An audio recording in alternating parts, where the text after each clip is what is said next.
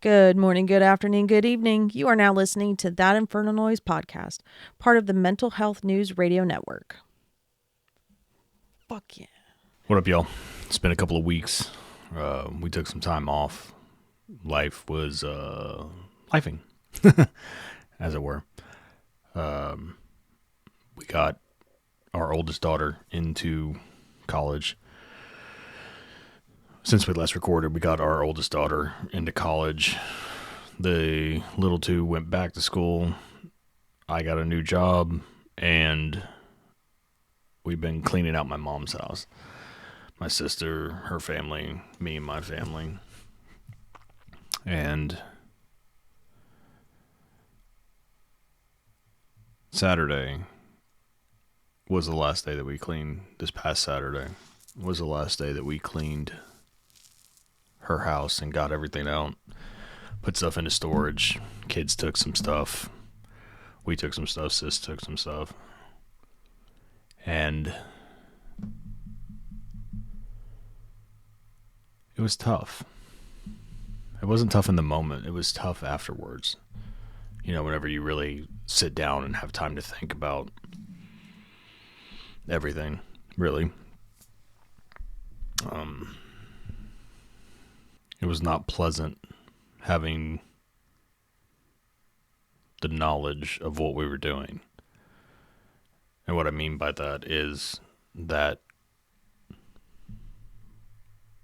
we were liquidating two people's entire lives.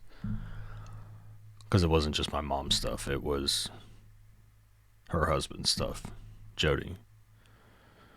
Paw, as the kids call him, and Mama. There's been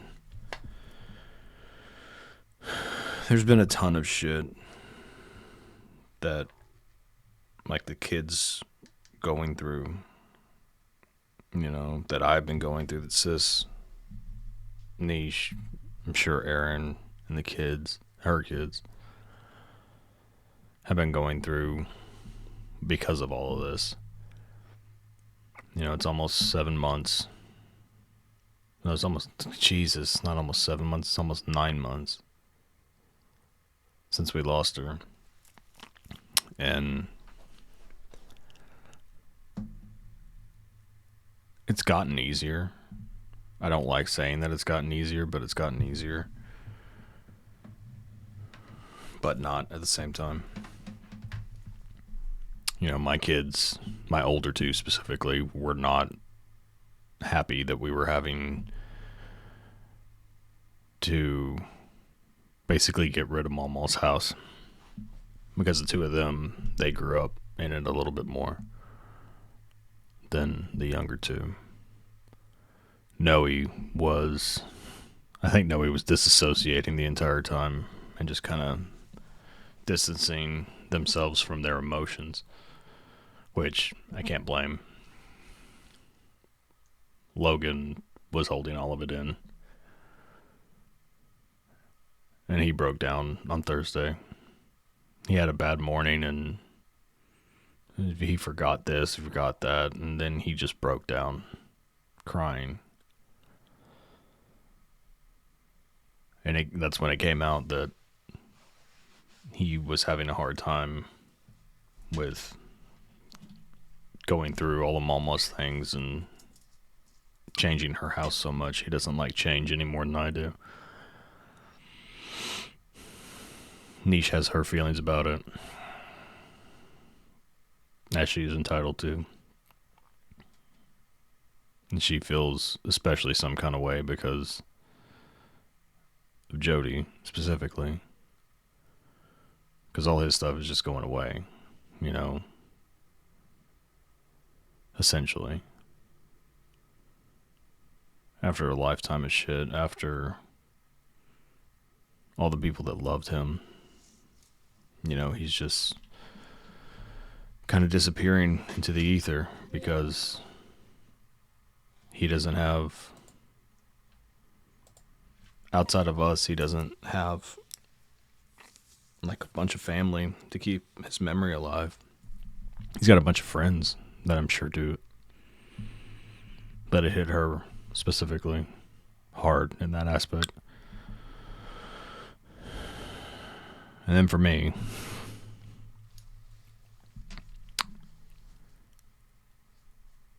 in the moment, I deal with it fairly well. I don't know if it's a push through kind of situation. It probably is. Where I just kind of grin and bear it until whatever's done is done.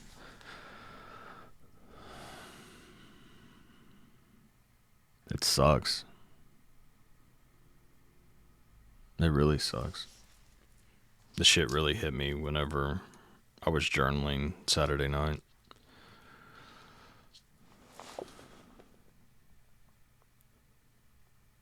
I had taken a microdose before we went over there. Just because I knew I needed something to take the edge off. Because I knew I couldn't function. And we got through the day. Rented the U-Haul, got all that stuff done. We came home and chilled with all 4 of our kids for once. Just kind of talking, doing nothing in particular.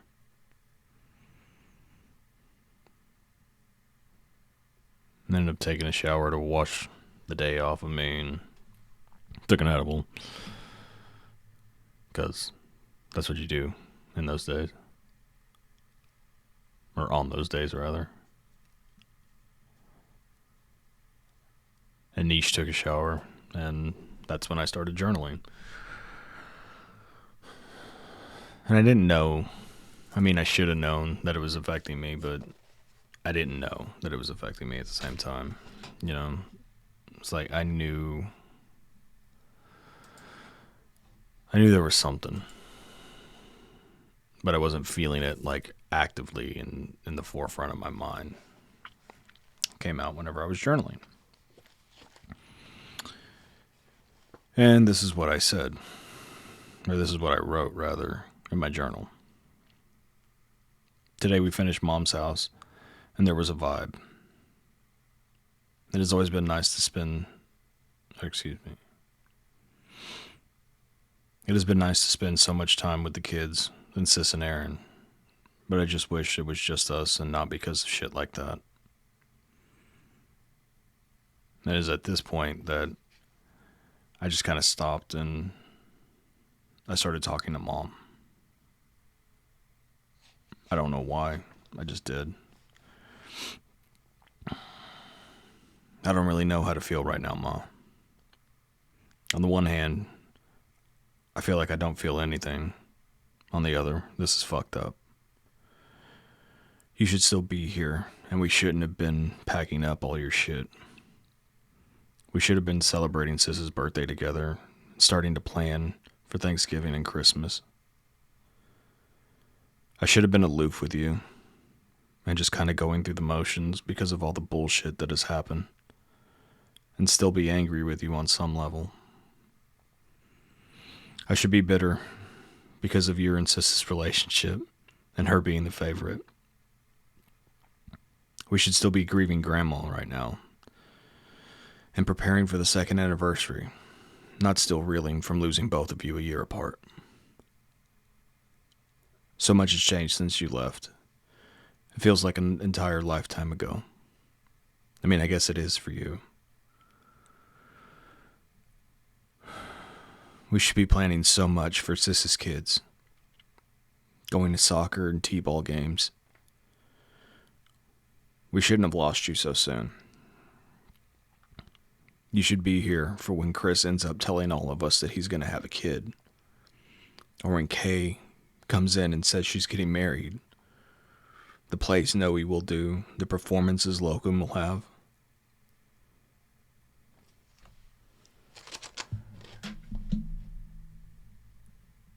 And at that point, I started crying. Hard.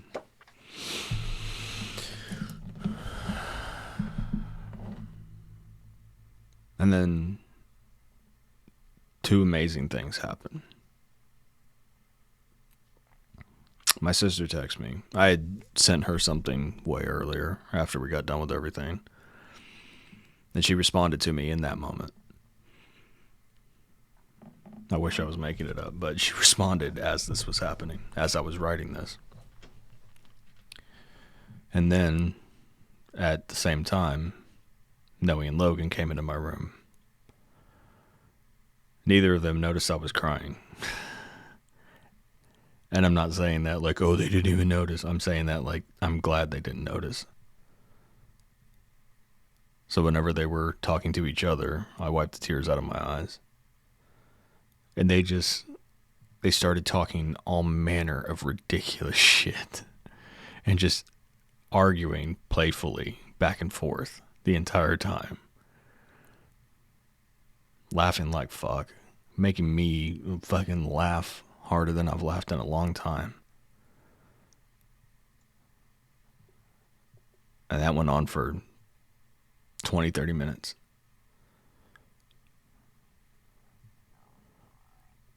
And once it started calming down, I just got it.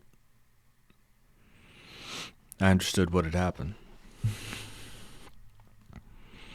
I understood that my mom was telling me not to be sad. My sister and I weren't having a funny conversation. It was serious, sort of. Serious for us. But it wasn't bad. It was a good conversation. And then my kids, Jesus, like, everything's a performance and an exercise and comedic timing and all that stuff. Like, she sent Sis to respond to me and my kids to make me stop crying. And I know I say that ironically as I'm crying right now, but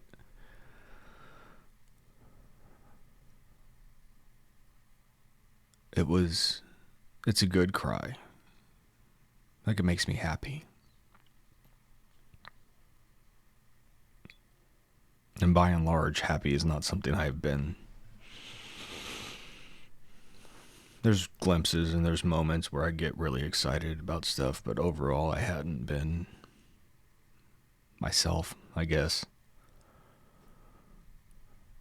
Or what Niche calls myself. Whatever, I don't know.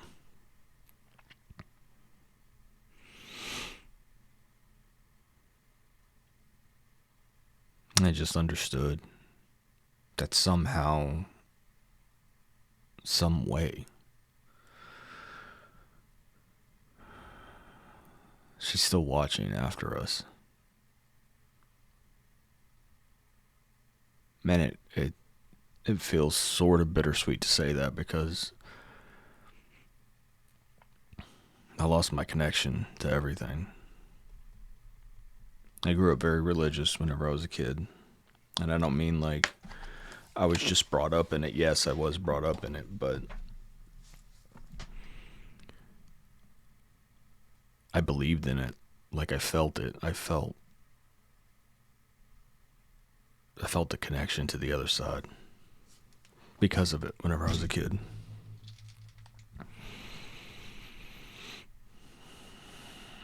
Like, I felt the catharsis whenever I would go to confession.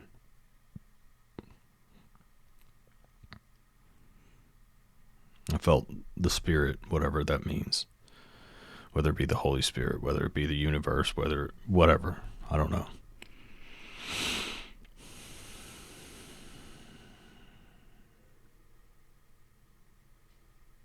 And I lost that whenever Mom passed. I had just been getting back to a good place after Grandma. And whenever Mom went, everything went. It's like I felt the emotions. I felt scared. I still feel scared on a regular basis. Because I don't know what's going to happen next. Death's always terrified me, but a little bit more so now that I'm having to come face to face with my own mortality. And every little thing that happens is this it?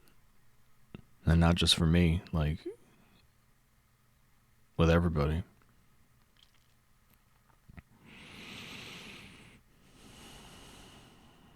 And Saturday, whenever all that happened, was the first time that I felt something. Because as I was writing all of that, before they came in there, before Sis texted me, I could see her in my head.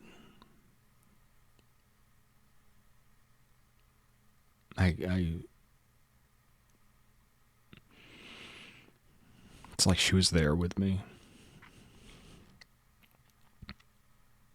And I think she was. I don't care how that sounds. I don't care how crazy that makes me look. She was there. I could feel her.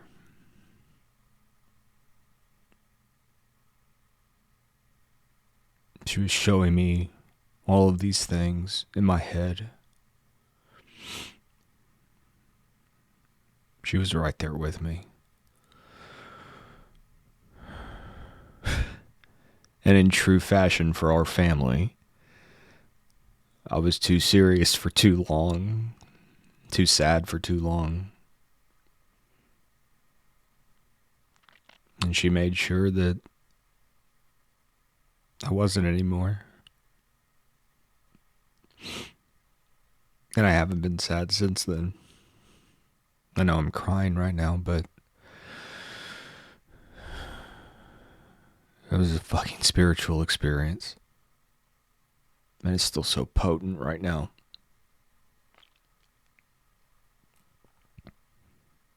It was a beautiful moment that I will probably remember for the rest of my life. I hope I remember for the rest of my life.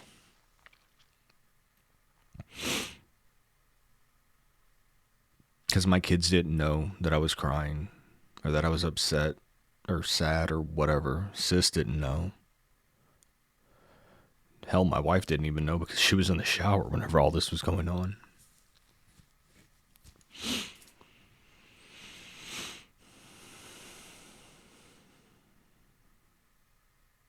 But Mom knew.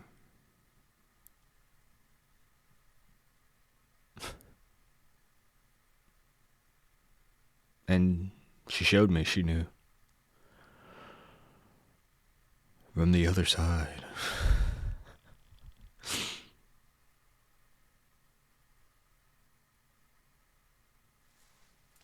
This last little bit I wrote after all of that.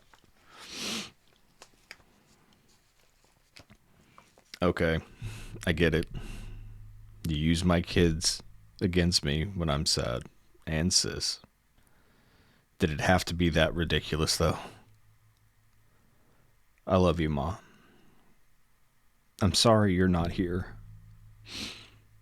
But I hope you aren't hurting anymore. Please, feel free to keep using Niche and the kids and Sis to pull me or keep me from my own bullshit. Today was a good day.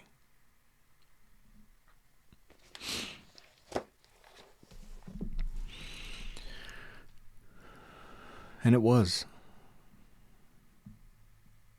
And yesterday was a good day. And today's going to be a good day.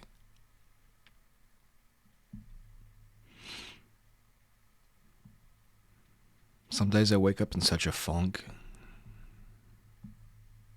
It's hard to get out of bed. But I don't give myself time to think about it. I just get up and I go through the motions occasionally.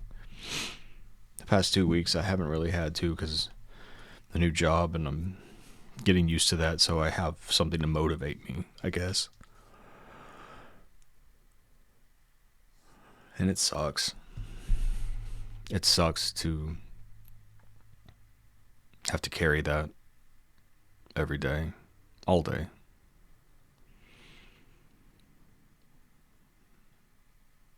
But moments like Saturday, that's the shit that I live for. Because I have a high level of empathy. For some reason, I know when I need to text people. I know when I need to reach out.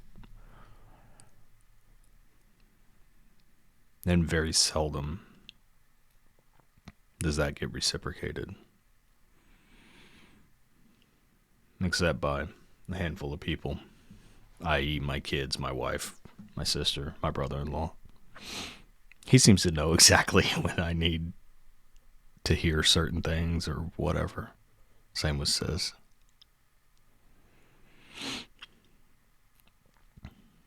And it's just, I don't know what's on the other side. I'd like to think I do. At one time I could have told you for certain I knew.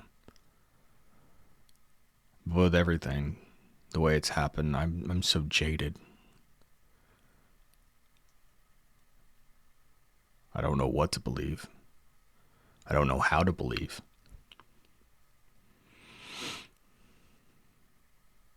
And slowly but surely I'm getting back to it.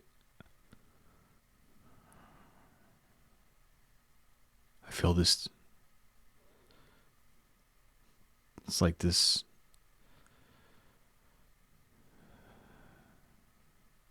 connection is trying to reform. Since I'm a nerd, the best way I can explain it is like whenever Peter Parker's fighting off the symbiote initially, but it's still like creeping up. But I guess in reverse because it's a good thing. It's like I feel something trying to connect. It just hasn't lined up perfectly just yet. I don't know if it's going to be religion. Because I still have my hang-ups about certain things when it comes to that.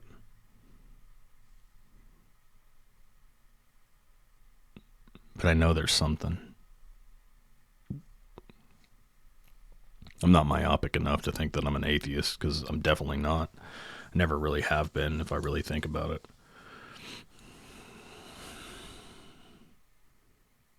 I'm definitely not a Satanist anymore. Because I believe in the good.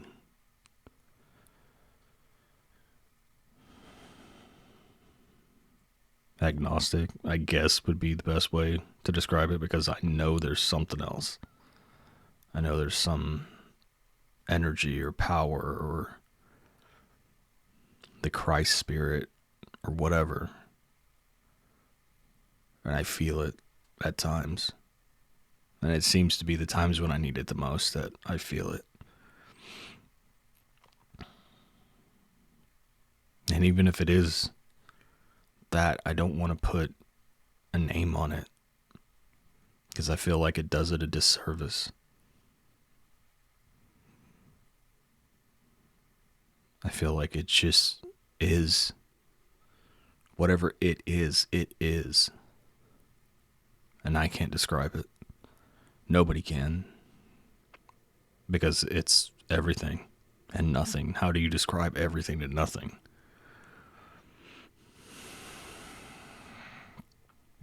How do you describe something that you can't quantify or see, but all you can do is feel it? You can't run scientific tests on feeling, on intuition.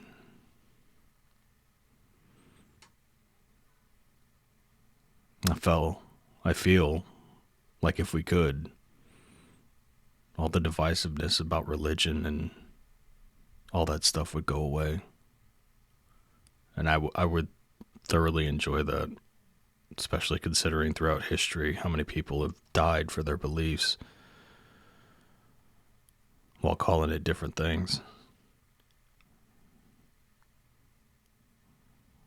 Sorry, I didn't mean for this to turn into theological debate.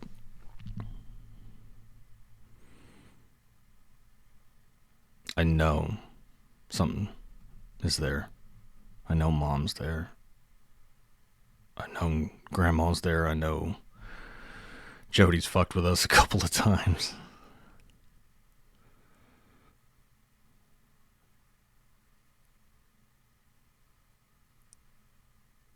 And whenever I was younger, stuff like that used to scare me.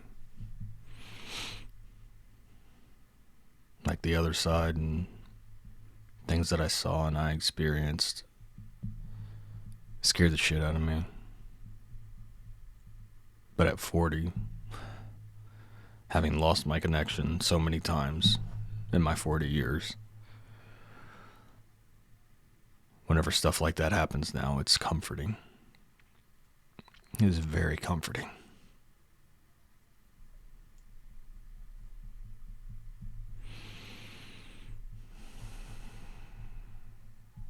Whenever you lose somebody, you don't know how to feel. I've run the gamut of emotions. As much as I hate to admit it, I've felt relief at times.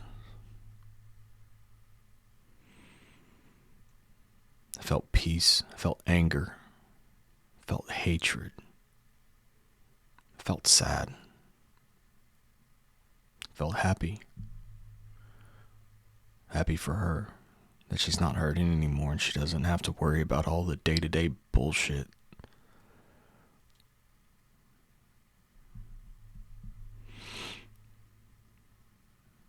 None of this is easy.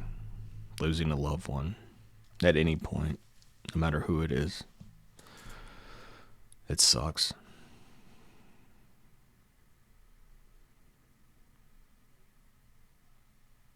But look for them, and you'll find them. Or even if you're not looking, sometimes if you're desperate enough, you'll find them. Well, they'll find you, I guess. And nobody can have the experience that you have. Nobody might believe this experience you have, and that's fine. But if you believe that's what it is, that's what it is. And that's okay. It's just for you.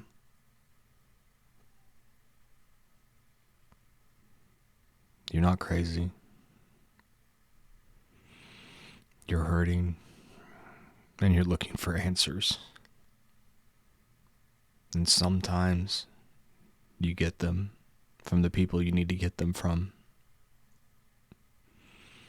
However crazy that sounds is up to you. I personally choose to not have it be crazy because I don't feel crazy. I feel a lot more sane than I have in a long time.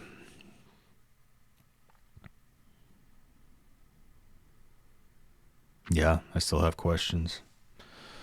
Yeah, they may never be answered.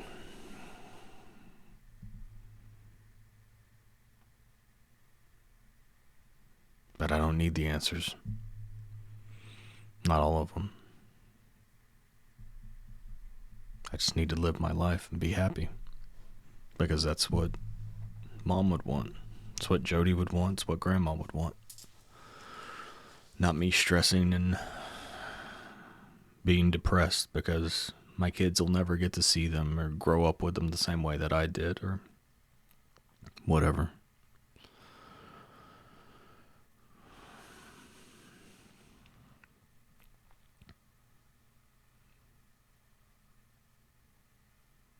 Take the time. Take whatever time you need whenever you lose somebody that is important to you. Because I lost my mind several times in the course of this. In the course of 2 years, almost 2 years, I've gone insane a couple of times. Because of all the questions. Because of all the what ifs. It made me miserable. It made me not me. Not who I want to be. But in a strange way, it also led me to being the person that I want to be. Because I saw who I was. And not even just in this 2 years, but in general, all of this has given me a lot of perspective. The legacy that I want to leave behind. What I want people to say about me whenever I'm gone. I don't want them to sugarcoat the bad, because the bad was there. But I want the good to outweigh it. And even recently, I haven't made the best decisions whenever it comes to certain things. But I believe that you can change it on a dime. Any given day, you can make a better decision. And that's what I'm trying to do. And I hope that's what everybody else is trying to do too. Because we don't know how long we have left on this bird. So we might as well try to make the most of it. Try to spread as much love and positivity and happiness as possible. Because ultimately, that's all that's going to be left. Everybody take care of yourselves. Tell the people you love them. Because that's going to be the shit that they remember. Thank you for listening to this week's episode. If you like this episode or know someone who would, please help us grow the show by liking, subscribing, and sharing. Keep up with all episodes on Buzzsprout or anywhere else you get your podcasts.